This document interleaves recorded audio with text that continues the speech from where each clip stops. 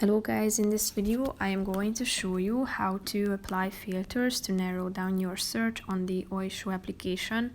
But first I just want to mention, don't forget to subscribe to my channel because at 10,000 subscribers I am going to show you my whole YouTube revenue statistics and growth strategy, how to make money online. Now let's jump into it.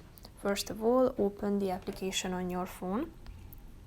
Then you should tap on the search button down below, which is the second option, or you can also search by categories by tapping on the third button. So tap on the relevant option, and if you want to apply filters, tap on this filters button down below. Here you can select your size. You can choose more than one, as you can see, your footwear if it is relevant, the color that you prefer, and then the quality can be selected, features in terms of fitting, details, and tap on the accept button to apply the filters, thereby narrowing down your search. So here you can see the results according to your preferences.